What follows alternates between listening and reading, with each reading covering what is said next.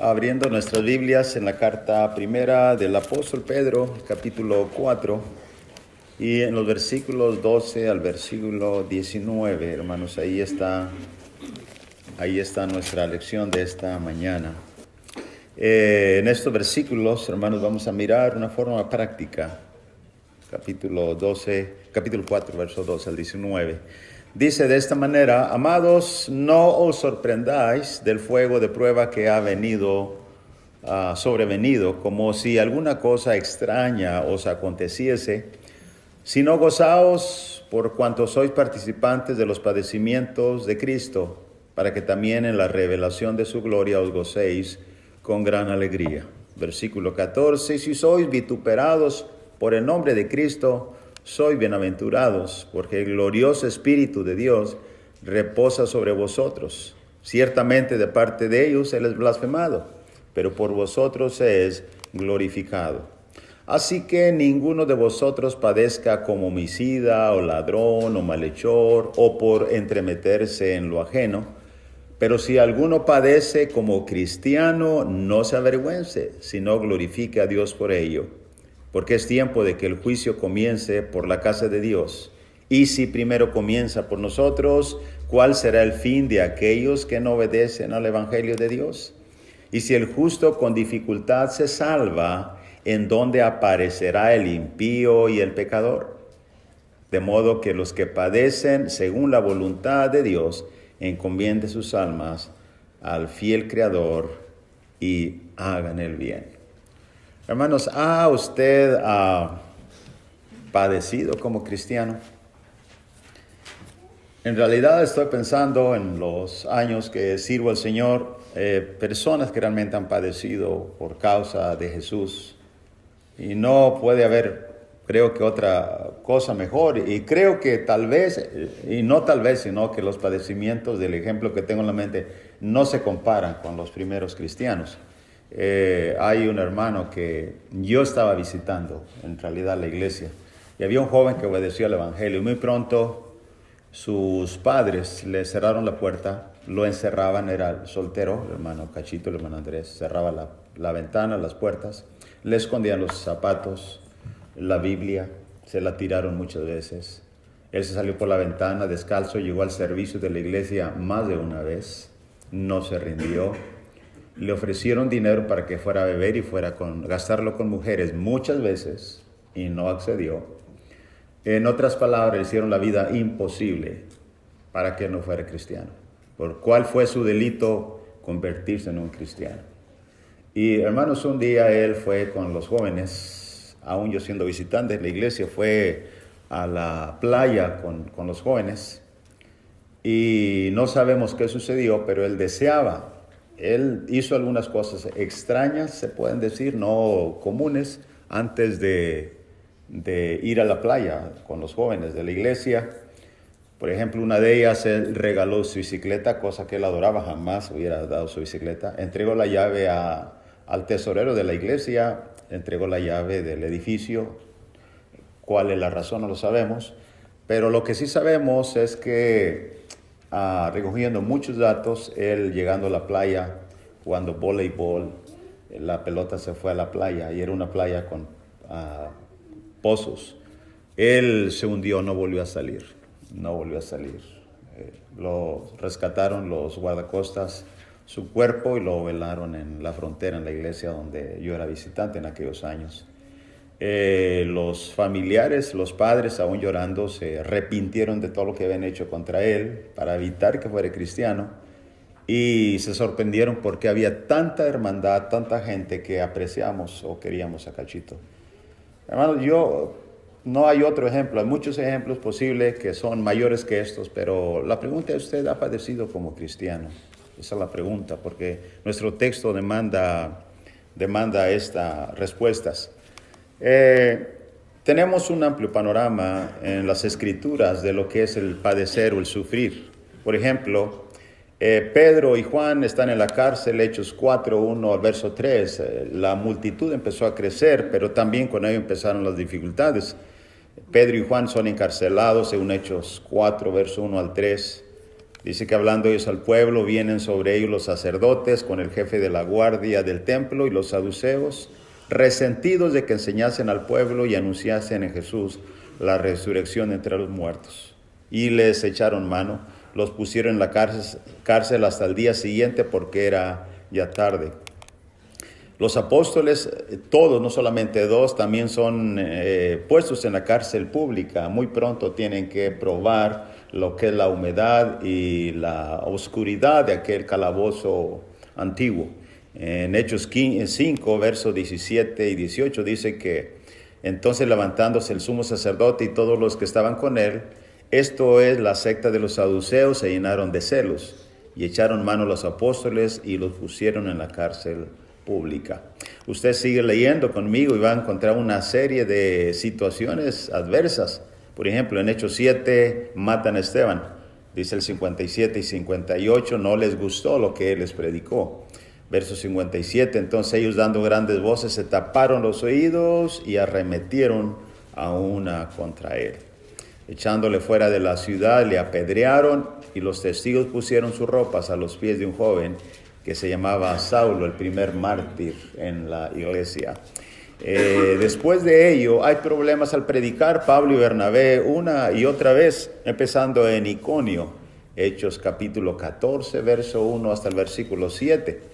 Note bien que dice que, verso 1, aconteció en Iconio que entraron juntos en la sinagoga de los judíos, hablaron de tal manera que creyó una gran multitud de judíos y asimismo de griegos. Mas los judíos que no creían excitaron y corrompieron los ánimos de los gentiles contra los hermanos. Por tanto, se detuvieron ahí mucho tiempo hablando con denuedo, confiando en el Señor, el cual daba testimonio de la palabra de su gracia, concediendo que se hicieran por las manos de ellos señales y prodigios. La gente de la ciudad estaba dividida. Unos estaban con los judíos y otros con los apóstoles. Pero cuando los judíos y los gentiles, juntamente con los gobernantes, se lanzaron a afrentarlos y a apedrearlos, habiendo sabido, huyeron a Listra y Derbe, ciudad de Licaonia y toda la región de circunvecina. Ahí predicaban en el Evangelio. Después de ahí, hermanos, a Pablo es apedreado en Listra. Ellos no se quedan, siempre hay un grupo de judíos que están levantando persecución contra Pablo y Bernabé. Hechos 14, 19, 20 dice que entonces vinieron los judíos de Antioquía y de Iconio, note bien, van hasta allá, seguirlos, que persuadieron a la multitud y siempre van a usar de otras personas para arremeter contra los apóstoles. Y habiendo apedreado a Pablo, le arrastraron fuera de la ciudad pensando que estaba muerto. Pero rodeando a los discípulos se levantó y entró en la ciudad y al día siguiente salió con Bernabé para Derbe. Encarcelados, azotados, uno muerto y ahora otros perseguidos. Y todo un sinfín, hermanos, de situaciones empezando el cristianismo. Pablo, por esta razón, hay dos cosas que Pablo dijo. Por ejemplo, después de ser apedreado en Listra, él va y regresa, y en Hechos 14, 22, dice, confirmando los ánimos de los discípulos, exhortándoles a que permaneciesen en la fe y diciéndoles, es necesario que a través de muchas tribulaciones entremos en el reino de Dios. ¿Cuán razón tenía? Cuando escribió a Timoteo, la misma manera en la carta segunda a Timoteo 3, verso 10 al 12, él les dice, Pablo a Timoteo, pero tú has seguido mi doctrina, mi conducta, has seguido mi propósito, mi fe, mi longanimidad, mi amor, mi paciencia. Has seguido mis persecuciones y padecimientos, como los que me sobrevinieron en Antioquía, en Iconio, en Listra. Persecuciones que he sufrido, de todos me ha librado el Señor. Y note bien lo que dice el versículo 12. Y también todos los que quieren vivir piadosamente en Cristo Jesús padecerán persecución. Todos los que quieran vivir de una manera justa van a tener que padecer persecución. ¿Es opcional los padecimientos para un cristiano? Mire lo que Jesús dijo. En Lucas, él dijo en 17, no según Timoteo, verso 1, dijo a Jesús a sus discípulos, imposible es que no vengan tropiezos. Ay del mundo por los tropiezos, Mateo 18. Y más hay de aquel por quien vienen. Por quien vienen, ahí está, esto es correcto. Y luego en el 23, verso 31, Jesús también agregó, porque si en el árbol verde hacen estas cosas, en el seco, ¿qué no se hará? Estaba Jesús caminando con su cruz y las mujeres lloraban. Es bajo este contexto lo que estamos leyendo. En el seco, ¿qué no se hará? Analizando nuestro texto de hoy, sabe que hay tres cosas importantes y muy básicas que podemos aprender en cuanto a padecer como cristiano. La primera de ellas es en cuanto a la reacción nuestra ante el sufrir. Y eso es lo que Pedro está diciendo. No te viene en el texto que estamos analizando. 1 Pedro 4, verso 12 y verso 13. Amados, dice, no os sorprendáis del fuego de prueba que os ha sobrevenido como si alguna cosa extraña os aconteciese, sino gozaos por cuanto sois participantes de los padecimientos de Cristo. No te viene esa expresión. No se sorprendan como algo extraño, sino gócense. Esto, hermano, nos lleva a pensar cuál es nuestra reacción ante el sufrimiento. Y esto lo escribe el apóstol Pedro, cosa que él mismo, note bien, quizás tendría eso en la mente cuando escribió eso bajo la influencia del Espíritu Santo, cuando sucedió que en Hechos 5, 40, 41 y 42 fue azotado junto con Juan. Él decía que estaban hablando los Gamaliel y dijo, si esta obra es de Dios no la pueden deshacer. Si no es de Dios se va a deshacer. Convinieron con él, según el versículo 40 de Hechos 5, con Gamaliel, tenían enfrente a Pedro y a Juan, llamando a los apóstoles después de haberlos azotado. Vea eso otra vez. Les intimaron a que no hablasen en el nombre de Jesús y los pusieron en libertad. Usted puede pensar en los azotes. Si son, por ejemplo, 40 menos 1, son 39 azotes. Sea con varas o con lo que fuere, hay sangre en la espalda. Y si hay sangre en la espalda y tú estás predicando a Jesús, haciendo algo bueno, ¿cómo se siente ser azotado por hacer algo bueno?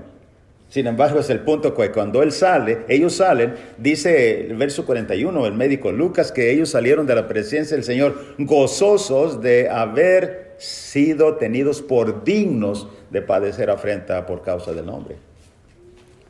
Y eso, hermanos, en realidad ese es el punto. Ese es el punto. ¿Sabe una cosa? Es cuestión de nosotros analizar. Cuando sufrimos algo por causa del Señor, aclarando, ¿quién de nosotros realmente se ha sentido gozoso? Como los apóstoles. Y es que la verdad que predomina es esto, que cuando aún no encontramos gozo en el sufrimiento, no lo hay, nos quedamos con él, con ese sufrimiento, y nos volvemos un sufrimiento y afrenta personal. No es afrentar al Señor, no es que a mí lo están haciendo. Pero cuando dijimos el sufrimiento hacia la persona de Cristo, ¿recuerda lo que Jesús dijo en Mateo capítulo 25? Por cuanto le hiciste a uno de esos pequeñitos, a mí lo hiciste. Y hacer las cosas como para el Señor, no para los hombres. ¿Recuerda ese contexto? Entonces cuando nosotros canalizamos esto, lo están haciendo al Señor. No es a mí, aunque yo lo estoy sintiendo. Entonces, ¿sabe qué? Es cuando el sufrimiento a causa de Él empieza verdaderamente a florecer y a surgir el verdadero gozo. Tenemos que analizar esto. ¿Cuándo nos hemos sentido gozosos por padecer por causa verdaderamente de Cristo? Note bien lo que dice 1 Pedro 4:13, volviendo al texto, sino gozaos por cuanto sois participantes de los padecimientos de Cristo. Note bien la palabra participantes. La palabra participar viene del koinonia. Somos participantes con Él. Y en cuanto a esto, el contexto, Pablo escribió a los Filipenses 3, capítulo 3, verso 9 al 10. Dice, yo quiero ser hallado en Él, no teniendo mi propia justicia, recuerda, propia justicia, propio pago, que es por la ley, sino lo que es por la fe en Cristo, la justicia que es de Dios por la fe, verso 10, a fin de conocerle. ¿Cuál es el propósito? Y el poder de su resurrección y la participación de sus padecimientos. Este es el propósito. El padecer, la participación con Él, es causa de Él, es causa de Él. Estaba recordando ahora una pareja que bautizamos ahí en México y, hermanos, cosa increíble, no había visto yo algo tan así tremendo de que a la semana exactamente de ser cristianos bautizados, ellos excelente, excelente ellos, obedecieron de corazón y a la semana exactamente les pasa de todo absolutamente. El hermano manejaba una pecera, se quebró el motor, ya no hay trabajo, no tenía dinero, se terminó el gas, no tenía comida en la alacena, ni gas para cocinar, nada, ni dinero. Entonces la cosa se puso tan difícil que semana tras semana estaba ahí. Entonces dijo la esposa del hermano, dijo, hermano, cuando éramos cristianos no nos pasaba esto. Y empezó a fluctuar su fe. Y obviamente estamos hablando en el contexto por causa de Cristo. ¿Cuál es la razón de mi sufrir? Y ese es el punto, participación. La segunda cosa es cuál es la razón de nuestro padecimiento. Porque eso es lo que Pedro está tratando aquí. No te viene el 15 y el 16. Así que, haciendo una aplicación, ninguno de vosotros padezca como, y note el verso 16, pero si alguno padece como, hay una comparación. Padecer por causa de Cristo no es todo lo que te está sucediendo. Hay una diferencia en cuanto a padecer por Cristo y padecer por causas tuyas muy personales. Note bien lo que dice el texto, no es más el 15. Así que ninguno de vosotros padezca como homicida, ladrón, malhechor o por entremeterse en lo ajeno. Pero si alguno padece como cristiano, no se avergüence, sino glorifique a Dios por ello. El tema central de Pedro es padeciendo como cristiano, ese es el punto. Así que, hermanos, la verdad es que no todo sufrimiento es motivo de regocijo, esa es la verdad. No todo sufrimiento es motivo de regocijo. Al analizar estos dos versículos hay dos ideas, dos clases de acciones o dos delitos. Note bien, una de ellas es las acciones que son castigados por la ley judicial. Esto es el versículo 15. Así, tres expresiones aparecen aquí. Así que ninguno de vosotros padezca como, uno, homicida. ¿Quién es un homicida? Que mata. Ladrón, que roba. O malhechor. Estas tres clasificación de tres características de la persona son castigadas. ¿Por qué? Por la ley judicial. Y eso habla la Biblia.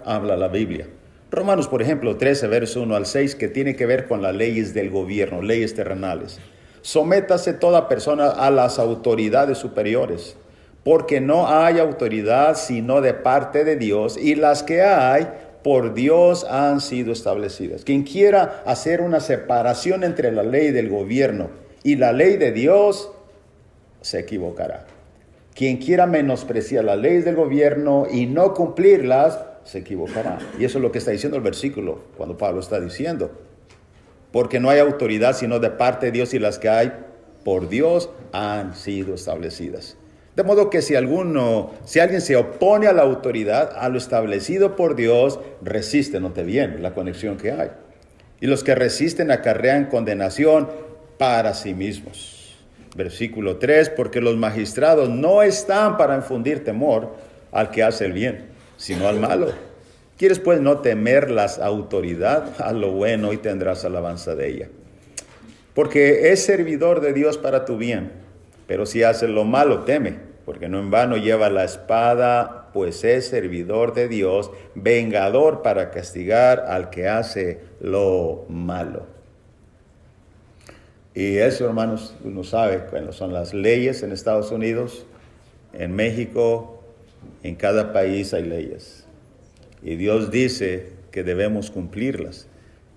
Estas tres clases el malhechor es castigado por la ley. No lo castiga la familia ni la iglesia. El malhechor, el que robó, el que asesinó. Y dice el verso 5 de Romanos 13, agregando, por lo cual es necesario estarle sujeto, no solamente por razón del castigo, sino también por causa de la conciencia. Note dos cosas, castigo y conciencia. Pues por esto pagáis también los tributos, porque son servidores de Dios que atienden continuamente esto mismo. No solamente a los romanos, sino Tito también. Pablo escribió a Tito diciendo, Tito 3, verso 1 al 3. Recuérdales, Tito, que se sujeten a los gobernantes y autoridades, que obedezcan, que estén dispuestos a toda buena obra. Si alguien dice, Estados Unidos, yo tengo la opción de hacer taxes o no, ya pasó, creo que vence el martes, ¿no? El reporte de las... Yo tengo opción, yo no lo voy a hacer. ¿Tiene que ver con la autoridad? Tiene que ver con la autoridad. Yo no voy a sacar mi licencia, manejar, no. Yo no voy a tener seguridad, me voy a ahorrar algo de dinero, pero no lo voy a hacer, etcétera. Ustedes saben todas las cosas que aquí en este país se requiere para, hermanos, manejar y vivir con una conciencia tranquila. Ese es el punto que está tratando aquí. Y ahora dice, recuérdales que no sean pendencieros, que no difamen, sino amables, mostrando toda mansedumbre para con todos los hombres. Verso 3, porque nosotros también éramos en otro tiempo insensatos, rebeldes, extraviados, esclavos de concupiscencias, deleites diversos, viviendo en malicia y envidia, aborrecibles y aborreciéndonos unos a otros. Pero no más, dice Tito, no más, no más. Ahora, la segunda parte que tiene que ver, hermanos, con... En cuanto a padecer, estoy diciendo, tenemos que revisar cuál es la causa por qué yo estoy padeciendo. La segunda es que tiene que ver, son acciones castigadas por la iglesia, no por el gobierno. ¿Cuál es ella? Note bien eso. Homicida, ladrón y malhechor. O por entremeterse en lo ajeno. La Biblia habla de ello. Dice, hermano, ¿alguien puede padecer por causa de ser entremetido? Sí, es posible. Pero esa no es causa de gozo. Esa no es causa de gozo. Note bien lo que dice, 2 textos solamente. Segunda Tesalonicenses 3, 11 y 12. Porque oímos que algunos de ustedes andan desordenadamente, no trabajando en nada, sino entremetiéndose en lo ajeno. A los tales mandamos y exhortamos por nuestro Señor Jesucristo que trabajando sosegadamente coman su propio pan. El otro texto es 1 Timoteo 5, 13. Acerca de las viudas que más jóvenes no admitas, es que se quieren casar y quebrantan su primera fe. Verso 13, también aprenden a estas jóvenes, a viudas, a ser ociosas, andando de casa en casa, y no solamente ociosas, sino también chismosas, entremetidas, hablando lo que no debieran. ¿Qué lo castiga? Eso la ley no va a castigar a uno entremetido. La iglesia es que castiga esta área. Así es que, hermanos, estas son causa de gozo, padecer por Cristo, esto no. No todo sufrimiento es motivo de regocijo. Y eso lo explica muy bien el apóstol Pedro. La tercera cosa, y finalmente, que enumeran estos textos es que a causa del juicio no nos queda más que encomendar nuestras almas al Creador y seguir haciendo el bien. Note bien lo que dice en el 17 al 19 de Primera de Pedro 4. Porque es tiempo que el juicio comience por la casa de Dios. Y si primero comienza por nosotros, ¿cuál será el fin de aquellos que no obedecen al Evangelio de Dios? Y si el justo con dificultad se salva, ¿en dónde perecerá el impío y el pecador? Y esto, hermanos, tiene que ver, pensar en el juicio cuando hay sufrimiento.